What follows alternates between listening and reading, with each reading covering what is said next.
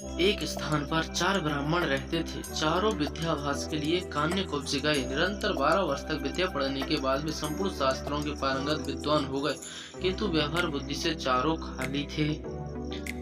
विद्याभ्यास के बाद चारों स्वदेश के लिए लौट पड़े। कुछ देर चलने के बाद रास्ता दो ओर फूटता था। किस मार्ग से जाना चाहिए इसका कोई भी निश्चय न करने पर वे वहीं बैठ गए। इसी समय वहां से एक मृत वैश्य बालक की अर्थी निकल रही थी। अर्थी के साथ बहुत से महाजन भी थे। महाजन नाम से उनमें से एक को कुछ याद आ गया। उसने पुस्तक के पन्ने पलटकर देखा तो लिखा था, महाजनों येन गतः स पंथः, अर्थात जिस मार्ग से महाजन जाए वही मार्ग है। पुस्तक में लिखे को ब्रह्म वाक्य मानने वाले चारों पंडित महाजनों के पीछे पीछे शमशान की ओर चल पड़े। थोड़ी दूर पर शमशान में उन्होंने एक गधे को खड़ा हुआ देखा। गधे को देखते ही उन्हें शास्त्र की यह बात याद आ गई।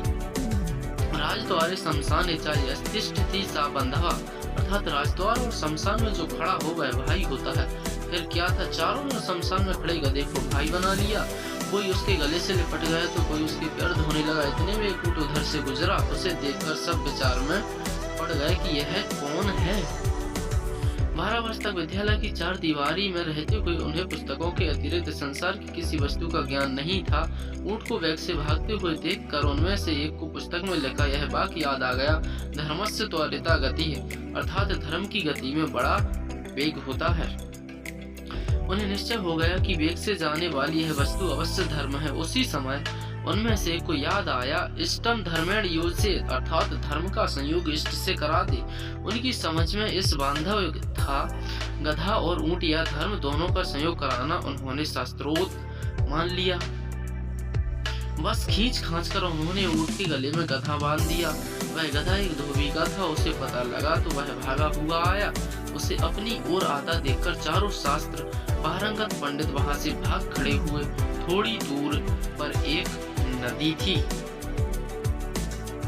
नदी में पलाश का एक पत्ता तैरता हुआ आ रहा था। इसे देखते ही उनमें से एक को याद आ गया, आगमस्यति यत पन्नम तस्मादंतार्यसति, अर्थात जो पत्ता तैरते हुआ आएगा वही हमारा उद्धार करेगा।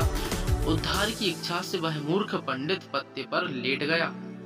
पत्ता पानी में डूब गया तो वह भी डूबने लगा। केवल उसकी शिक्षा पानी से बाहर रह गई। इसी तरह बहते बहते जब वह दूसरे मूर्ख पंडित के पास पहुंचा तो उसे एक और शास्त्रोक्त वाक्य याद आ गया, सर्वनाशे समुत्पन्ने अर्थम त्यजति पंडित, अर्थात संपूर्ण का नाश होते देखकर आधे को बचा ले और आधे का त्याग कर दे।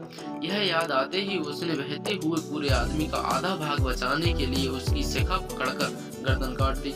उसके हाथ में केवल सिर का हिस्सा आ गया। देह पानी में बह गई। उन 4 के अब 3 रह गए। गांव पहुंचने पर तीनों को अलग अलग घरों में ठहराया गया। वहां उन्हें जब भोजन दिया गया तो एक ने सेमियों को यह कहकर छोड़ दिया कि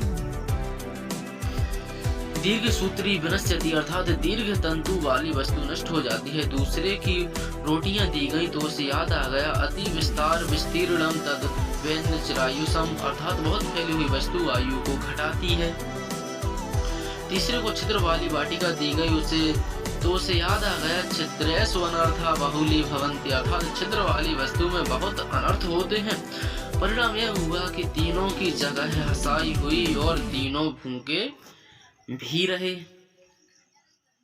सीख, व्यवहार बुद्धि के बिना पंडित भी मूर्ख ही रहते हैं। व्यवहार बुद्धि भी एक ही होती है।